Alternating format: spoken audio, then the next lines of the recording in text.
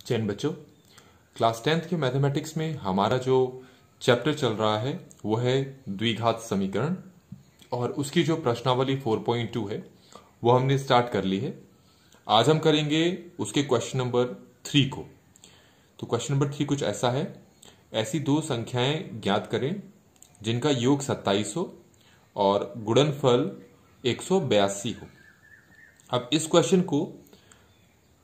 Question से हमारे पास एक द्विघात समीकरण बनेगा और फिर उस द्विघात समीकरण के हमें मूल ज्ञात करने होंगे। तो हम दो तरीकों को यहां पर देखेंगे जिससे हम द्विघात समीकरण बना सकते हैं, पर ऐसा नहीं है कि वो दोनों तरीके अलग अलग हैं। वो दोनों तरीके हैं एक जैसे ही, लेकिन सिर्फ और सिर्फ तरीके का फर्क है। तो पहले तो इन्होंने कहा है दो संख्याएं हमें ज्ञात करनी है जिनका योग हमारे पास 27 है। तो मैं क्या करता हूं, मैं मान लेता हूं दो संख्याएं हमने मान लेते हैं अपनी तरफ से। एक मैंने मान ली x और एक मैंने मान ली y। ठीक है, मैंने दो संख्याएं मान ली अकॉर्डिंग टू द क्वेश्चन। अब क्वेश्चन में कहा है कि इनका योग क्या है, 27 है। इनका योग 27 का मतलब है कि अगर मैं इन दोनों को जोड़ दूं तो उसको मैं 27 के बराबर रखना चाहूंगा। मतलब कि x प्लस वाई मेरा 27 के बराबर है। क्वेश्चन में ये कहने का मतलब है कि इन दोनों संख्याओं का योग कितना है, 27। मतलब उनको जोड़कर किसके बराबर लिखो, 27 के। एक तो ये कह दिया है। अच्छा, दूसरी स्टेटमेंट क्या कहा है कि इन्हीं दो संख्याओं का गुणनफल कितना है, 182। मतलब अगर मैं इन दो संख्याओं को मल्टीप्लाई करूं तो किसके बराबर आना चाहिए, वो 182 के। तो इन दो संख्याओं को मल्टीप्लाई करके हम किसके बराबर रखते हैं, 182 के। ठीक हो गया। अब हम क्या करेंगे, क्योंकि हमारे पास दो समीकरण बन चुके हैं, तो हम क्या करेंगे, एक समीकरण से कोई भी एक समीकरण उठा लो। जैसे मैं पहली वाली समीकरण को उठाता हूं। इस समीकरण में से मैं क्या करता हूं, y का मान निकाल लेता हूं। y का मान निकालने का क्या मतलब है मेरा, मैं x को जरा वहां शिफ्ट कर देता हूं। इस x को मैं यहां लेके जाता हूं। ऐसा करने पर y किसके बराबर आ जाएगा मेरा, ये आ जाएगा 27 माइनस एक्स के। ठीक है, ये हमारे पास फर्स्ट समीकरण था, ये दूसरा समीकरण था। तो पहले समीकरण को मैंने कुछ इस तरीके से लिख दिया। मतलब मेरे पास y का मान आ गया जो कि 27 माइनस एक्स के बराबर है। अब y के इस मान को मैं दूसरे समीकरण में जो y है उसकी जगह रख के देखता हूं क्या आता है। ये x है मल्टीप्लाई y है, पर y की जगह मैं उसका मान रखूंगा जो मैं निकाला है, और बाकी सबको एज इट इज कॉपी कर दूंगा। इक्वल टू को कॉपी कर दिया और 182 को भी कॉपी कर दिया। अब मैं क्या करता हूं, x को अंदर मल्टीप्लाई कर लेता हूं। x को पहले 27 से मल्टीप्लाई करता हूं तो ये आएगा 27x। x को फिर x से मल्टीप्लाई करूंगा तो ये आएगा माइनस एक्स स्क्वायर, और इक्वल हो गया ये 182 के। ठीक हो गया। अब आप देख सकते हैं ये हमारे पास एक समीकरण बन चुका है जिसमें सिर्फ एक ही वेरिएबल है, मतलब एक ही चर है, वो है x। अब मैं इन दोनों को यहां शिफ्ट करता हूं। ऐसा करने पर ये वाला हिस्सा खाली हो जाएगा, तो यहां क्या बचेगा, 0 इक्वल टू, यहां पर हमारे पास क्या बच गया, क्योंकि एक्स स्क्वायर माइनस में है तो वहां के क्या हो जाएगा, प्लस में। ये 27x यहां प्लस में है तो यहां हो जाएगा माइनस में, और हमारे पास ये हिस्सा क्या हो जाएगा, प्लस में। ठीक है, क्योंकि अपनी जगह पे है। तो इस तरीके से देखें हमारे पास ये है जो एक चर वाला द्विघात समीकरण बन चुका है। ठीक है, ये हमारे पास, मैंने वापस इसको रीअरेंज कर लिया, प्रॉपर फॉर्म में लिख दिया। तो ये मेरे पास हो गया x square minus 27x plus 182। ये हमारे पास द्विघात समीकरण बन गया। अब मैंने यहां क्यों कहा कि इसको करने के दो तरीके हैं, और हर बार आप ऐसी आंसर में पहुंचेंगे तो तरीका भी ऐसा ही है। देखिए, आपको स्टार्टिंग में कहा था ऐसी दो संख्याएं ज्ञात करें जिनका योग 27 है। तो अगर तुम्हें सिर्फ एक ही चर लेना है, ये क्वेश्चन में कहा है ना आपसे, ऐसी दो संख्याएं ज्ञात करें जिनका योग 27 है। तो अगर सिर्फ आपको एक ही चर लेना है तो आप उन दो संख्याओं को क्या मानेंगे, माना कि दो संख्याएं हैं, एक तो आप मान लें x, एक मान ले आप 27 माइनस एक्स। ठीक है, ये तरीका वैसे मैं पहुंच चुका हूं, यहां पर मेरे पास आ गया है। अब इसके मूल ज्ञात करने, लेकिन मैं आपको इसके बगल में एक और तरीका बता दे रहा हूं जो है ऐसा ही, लेकिन थोड़ी से अलग तरीके से किया जा सकता है। क्वेश्चन में कहा था ऐसी दो संख्याएं ज्ञात करें जिनका योग 27 है। तो देखो मैंने दो संख्याएं ज्ञात कर ली, एक x और दूसरा 27 माइनस एक्स। तो क्या इन दोनों का योग 27 है? आप चाहो तो जोड़ के देख लो, इन दोनों का योग 27 ही आएगा। x plus 27 minus x cancel हो गया तो कितना आ गया 27। इस तरीके से लिया जाता है। तो जब भी आपको कहा जाएगा दो संख्याएं ज्ञात करें जिनका योग 10 है, तो आप एक को x ले लें, एक को दूसरे को 10 माइनस एक्स ले लें। अब क्वेश्चन में आगे क्या कहा है कि जिन दो संख्याओं को आपने माना है उनका गुणनफल कितना है 182।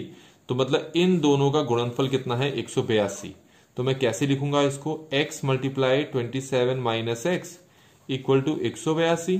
अब इसको सिर्फ हल करना है मैंने। x को 27 से मल्टीप्लाई करेंगे तो ये 27x आएगा, x को माइनस एक्स से मल्टीप्लाई करेंगे तो माइनस एक्स स्क्वायर आएगा, इक्वल टू कितना है 182। अब इन दोनों को मैं वहां शिफ्ट कर देता हूं, इसको भी यहां ला सकते हैं, ऐसा कोई प्रॉब्लम नहीं है। तो ये माइनस एक्स स्क्वायर है तो यहां पे तो कुछ बचा ही नहीं, तो 0 हो गया। माइनस एक्स स्क्वायर है तो वहां जाके क्या हो जाएगा प्लस एक्स स्क्वायर। ये प्लस 27x है तो ये जाएगा माइनस 27x, और ये तो आपके पास वहीं रह गया अपनी जगह 182। इसको मैं दोबारा से रीअरेंज करूं तो यही आ गया हमारे पास। तो आप देखें कैसे भी करो आंसर आपको एक ही जैसा मिलने वाला है। अब हमें क्या करना है, इसके मूल ज्ञात करने हैं। तो अभी तक हमने जो दो तरीके पढ़ रखे हैं, वो एक है पोशेनलोह मेथड, ठीक है, उसके बारे में आपको मैं ऑलरेडी बता चुका हूं, आप चाहो तो वो मेथड भी यहां पर अप्लाई कर सकते हो। और एक दूसरा मेथड हमारे पास है जो है मध्य पद विभाजन, मिडिल टर्म स्प्लिटिंग, ठीक है, जिसका हमने अभी तक सीखा है 9th 10th क्लास में, जिसको हमने सीखा है सबसे ज्यादा। तो मैं यहां पर भी उन्हीं तरीके को इस्तेमाल करूंगा। तो वो तरीका मैंने क्या समझाया था आपको, अब आप किसी भी तरीके से चल के आप आगे हल कर सकते हैं, मर्जी आपकी है। अब ये देखें, आपको सबसे पहले क्या करना होता है, इसको 182 को एक्स स्क्वायर से मल्टीप्लाई करेंगे तो कितना आ गया 182 एक्स स्क्वायर। अब हमें क्या करना पड़ता है, इसके फैक्टर्स बनाने पड़ते हैं। अब इसके फैक्टर, क्योंकि 182 है ना, तो उसके फैक्टर्स बहुत ज्यादा बन जाएंगे।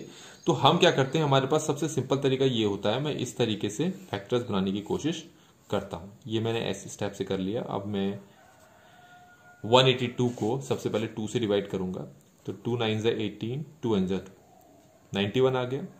13 कितने जा 13 7 जा। अब 7 13 जा भी कर सकते हैं, 13 7 जा कर लिया मैंने। तो इसका मतलब है कि मेरे जो 182 है उसके फैक्टर्स कौन कौन से हो गए, एक फैक्टर आया 2, एक फैक्टर आया 13, एक फैक्टर क्या आया 7। तो ये इसको जब इससे मल्टीप्लाई किया तो 182 एक्स स्क्वायर आया। 182 के मैंने इस टाइप से फैक्टर्स बना लिए हैं।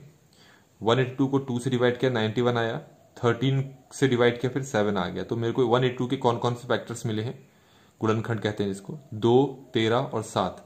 अब मुझे क्या करना है, मुझे 3 है ना, मुझे सिर्फ जोड़े चाहिए, इसके फैक्टर्स के जोड़े। तो मैंने क्या कर लिया, 13 को 2 से गुणा कर दिया, 26 बन गया, और साथ में ये 7 है। तो 26 को 7 में जोड़ो और घटाओ, क्या 27 बनेगा, नहीं बनेगा। तो इसका मतलब ये वाला जोड़ा गलत है। 7 को 13 से गुणा करो, कितना आ गया 91, और एक 2 है। तो 91 को 2 से जोड़ो, 2 के साथ जोड़ो और घटाओ, क्या 27 आ रहा है, नहीं आ रहा। तो इसका मतलब ये वाला जोड़ा भी गलत है। अब इसको करो इसके साथ, 7 को 2 से गुणा किया तो कितना आया 14, तो एक 14 हो गया, एक 13। तो 14 को 13 के साथ जोड़ो, कितना बनता है 27। इसका मतलब है एक 182 का एक गुणनखंड हो गया 14 और एक हो गया 13। मतलब 14 गुणा 13 कितना होता है 182। और अगर मैं यहां x लगाऊं तो ये क्या हो जाएगा एक्स स्क्वायर, ठीक है, 182 एक्स स्क्वायर। इसका मतलब है 27x की जगह मुझे क्या लिखना है 14x प्लस 13x, क्योंकि इन दोनों का जोड़ ही कितना होता है आपका, ये होता है 27x।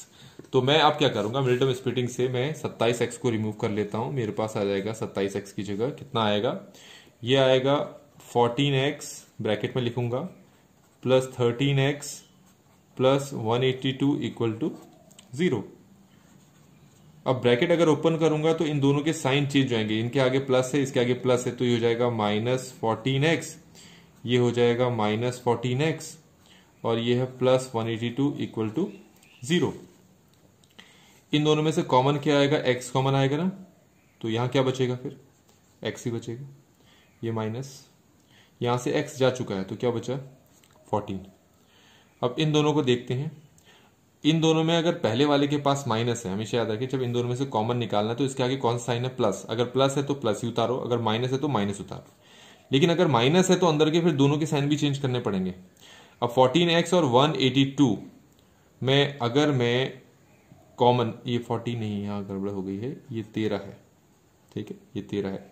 तो 13x और 1/2 में अगर मैं माइनस बाहर निकाल दिया और 13 भी बाहर निकाल दूं, 13 कॉमन आ रहा है, कि कॉमन आ रहा है 13 कॉमन अगर निकालोगे तो यहां से x बच गया, ये प्लस की जगह क्या हो गया माइनस, और ये 13 निकल चुका है, 182 होता है 13 मल्टीप्लाई 14, 13 निकल चुका है, तो क्या बचा आपके पास 14 इक्वल टू 0। तो यहां पर भी x माइनस 14 है, यहां पर भी x माइनस 14 है, तो x माइनस 14 को कॉमन निकाल लो तो अंदर क्या बचा, x माइनस 13 इक्वल टू 0। एक बार इसको 0 के इक्वल रखूंगा तो ये हो जाएगा x माइनस 14 इक्वल टू 0, तो x की वैल्यू आ गई 14। और इसको अगर 0 के इक्वल रखूंगा x माइनस 13 को, तो यहां से x की वैल्यू कितनी निकल गई 13। क्योंकि क्वेश्चन में आपको दो नंबर्स निकालने के लिए कहा था, दो संख्याएं ज्ञात करने के लिए कहा था जिनका योग 27 होना चाहिए, तो हमारे पास वो दोनों निकल गए, एक है 14, एक है 13। आप देख सकते हैं इन दोनों का योग कितना है, 27 ही आएगा, जोड़ के देख लो, और इन दोनों को गुणनफल करके देखो 182 ही आएगा। तो इस तरीके से हमारे पास ये क्वेश्चन यहीं पर कंप्लीट हो जाता है। वीडियो अच्छी लगी हो तो लाइक जरूर करें, चैनल को सब्सक्राइब करें और दोस्तों के साथ शेयर जरूर करें। Thank you so much. जय हिंद।